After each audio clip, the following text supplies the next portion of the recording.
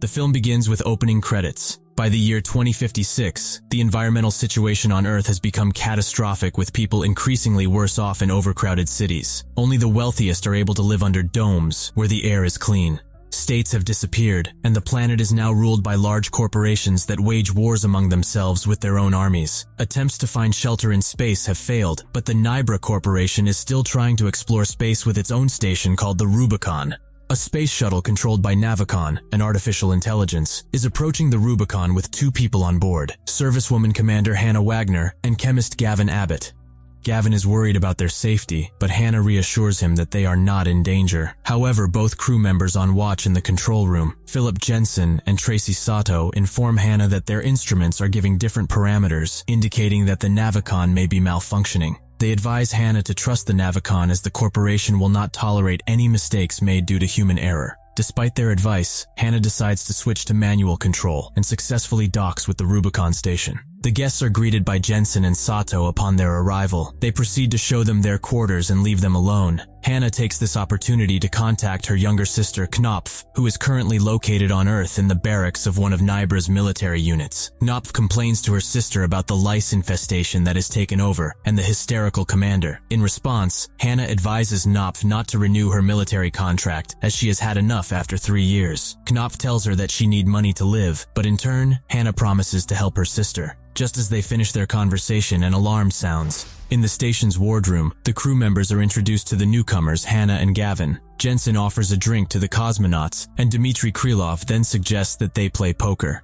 Danilo finds out that Gavin's father holds a high position in the corporation and criticizes him for it, which leads to a heated argument. However, Dmitry intervenes and advises his son to behave in a more composed manner. The Krylovs are conducting an experiment on the space station to grow algae that can regenerate carbon dioxide and restore the oxygen necessary for breathing. Hannah contacts her superiors and is ordered to urgently remove the algae samples from the station, as there is information that the Krylov may destroy them. Hannah secretly makes her way into the laboratory, where Dmitry enters and informs her that entry to untrained personnel is strictly prohibited due to the algae emitting radioactive particles. Hannah tells him that she has already received the necessary training. The next day, Danilo, Sato, Jensen, and Sergio prepare to return to Earth from the space station. They put on their spacesuits and get ready to transfer to the space shuttle. Dmitry says goodbye to his son, warning him to be cautious, as he could be caught.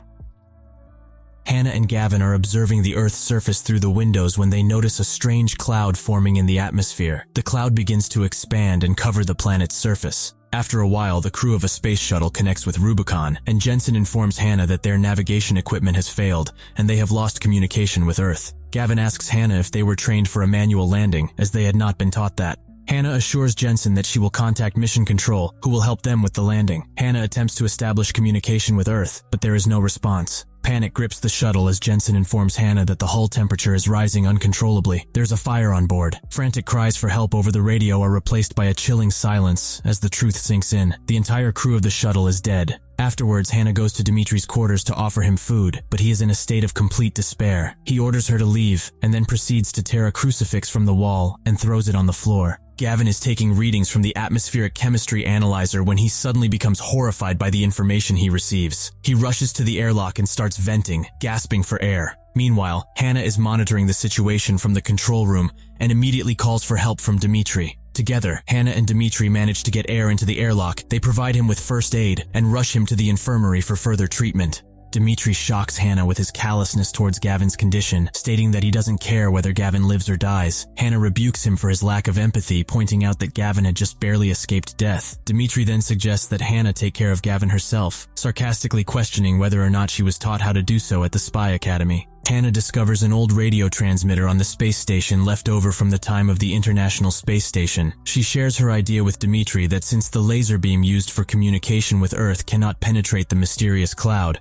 they should try to use radio communication instead. However, Dmitry questions whether such archaic technology is still used by anyone. Hannah remains optimistic and suggests that they give it a try, but they need to connect the radio antenna first. Without hesitation, Hannah ventures into outer space, and with the help of Dimitri's instructions from the deckhouse tunes up the antenna. Once back on the station, she switches on the transmitter and broadcasts a message. Unfortunately, there's no response from anyone. Hannah and Dimitri ask Gavin about the composition of the cloud that has spread across the Earth's surface. Gavin grimly responds that the cloud is composed of extremely toxic substances, and that all life on the planet is likely already dead. Hannah suggests that there are air domes and bunkers to evacuate people, but Gavin explains that the domes are not equipped to filter such deadly substances, and the bunkers will eventually run out of food and water. In fact, he believes that a quick death would be preferable to slowly suffocating in the space tin. However, Dimitri has good news to share. He informs Gavin and Hannah that his experiments to create a symbiosis between humans and algae on the Rubicon have been successful. The algae is capable of recycling the carbon dioxide they exhale into oxygen, which means that they can stay on Rubicon for as long as they need to. Then Dimitri speaks directly to Gavin, urging him not to attempt suicide again, as it would have devastating consequences for both him and Hannah. He explains that the oxygen regeneration process is designed for a crew of 6 and requires a carbon dioxide of a minimum of 3 people to operate properly, making Gavin's presence vital for the success of the mission.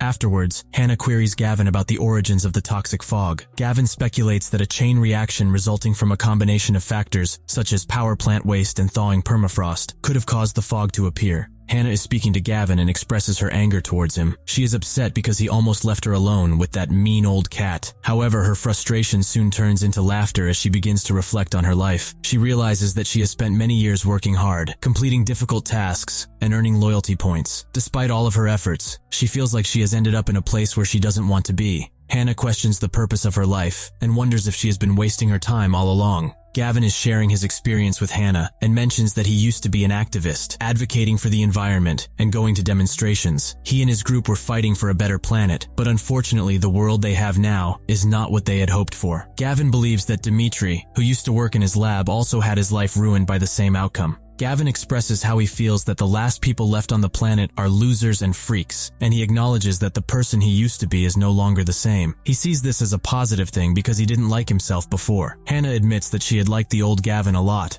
The conversation takes a sudden turn when they pounce on each other and devote pleasurable activity. A month and a half has passed and Hannah has noticed a change in the algae's color from green to brown. She becomes concerned, but Dimitri assures her that nothing terrible is happening. Every day, the residents of the station spend 45 minutes on exercise bikes to help regenerate oxygen by exhaling the required amount of carbon dioxide. They also spend their time watching movies, playing cards, dancing, and enjoying drinks. One evening, while playing cards, Dimitri mentions that Hannah is a spy sent by the company to steal his algae. He claims that the corporation was willing to pay him big money for his algae, but Danilo was against it. He wanted the algae to be available to all humans, not just those living in the domes. After a while, Hannah enters the deckhouse and discovers that someone has contacted the station. She quickly summons Gavin and Dimitri to join her. On the other end of the line, they are greeted by Esther, who is currently sheltered in a bunker on Earth. Esther reports that there are around 300 individuals in the bunker with her, and they are running dangerously low on air supplies. As luck would have it, Esther happens to be a family member of one of the corporation's executives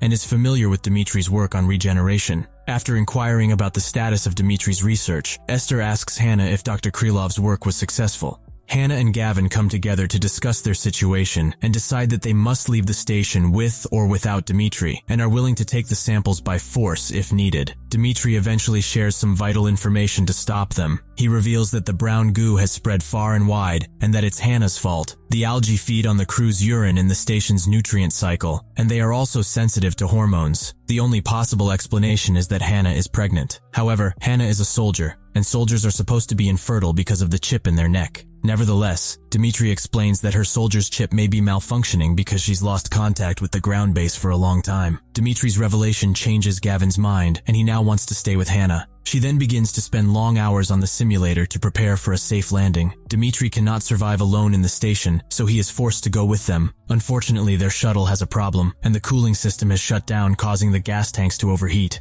Hannah decides to disconnect it from the station and let it float away until it explodes far from them. Now they're stuck in the station forever. Gavin is furious with Hannah for not thinking of another solution. Later, the CEOs inform Gavin that he should ask Hannah about Icarus, and she explains that it was her real mission. Hannah was supposed to bring down the entire lab once she obtained the algae samples, which can be ejected and flown down separately. Unfortunately, the lab is not designed for passengers and it can't be steered. Despite the danger, Gavin believes they should try it because the lives of 300 people are at stake. Hannah is hesitant, but she later discovers that the cooling system has been sabotaged. After comforting a guilty Dmitri, Hannah orders him to get the Icarus system ready. Dmitri realizes that Nebra sent Hannah on the mission to cause a disaster, and Hannah's doubts begin to grow. When they contact the ground base to inform them that they'll be coming down with the lab, Hannah asks to speak with a soldier who worked on the evacuations. She learns that the CEOs had limited space in their bunkers and left the soldiers outside. This means that Knopf is dead, and a devastated Hannah has a breakdown in private. Hannah had initially agreed to participate in the mission, but now she has changed her mind. She no longer wants to be a part of saving people who view others as mere cannon fodder. Gavin tries to convince her to change her decision. However, Hannah firmly believes that the station would be a better place for her baby than the bunker. As Hannah tries to remove the chip from her head, Gavin ties Dmitri up. Gavin has decided to drop the lab regardless of Hannah's decision. Hannah reluctantly joins him, but at the last moment she tears off the Icarus system and pushes Gavin away. Hannah knows how to fix the system, but she refuses to do so. Gavin decides to leave while Hannah sets Dmitri free. Later, Hannah comes across a message from Earth, but she chooses to delete it without listening. She then switches off the communicators and goes in search of Gavin. Unfortunately, she soon learns that Gavin, believing that Hannah and Dmitri will be forced to go to Earth without him, has made the ultimate sacrifice, and all she finds is his body. Dmitri later reveals to Hannah that he had made up a story about the necessary crew minimum to prevent Gavin from taking such drastic action. Years pass. Hannah and Dmitri spend time with Gavin's daughter. One day, as the girl wakes up early in the morning, she enters the deck house and hears children talking through the radio. They are in a shelter located on Earth and claim that it is now possible to breathe normal air on the planet's surface. Make sure to subscribe and turn on notifications so you can watch more videos like this. Thanks for watching.